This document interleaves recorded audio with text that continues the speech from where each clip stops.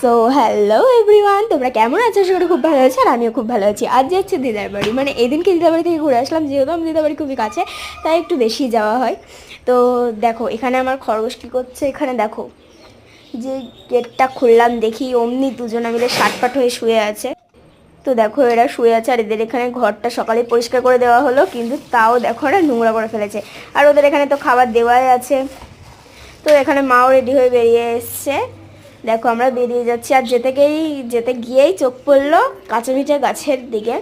একটা আমও আমি দেখতে পেলাম না, খুব জোর 4-5টা আম দেখতে পেলাম এখানে আমি, কারণ সব আমি ফুরিয়ে গেছে। আর আমগুলো খুবই বড় হয় আর খুব মিষ্টি। দেখো মা আমার আগে আগে এখানে চলে যাচ্ছে। মাঝে ভিডিও নেওয়া হয়নি, একবারে মাছ বাজারের দিকে গিয়ে এই ভিডিওটা একটু নেওয়া হলো।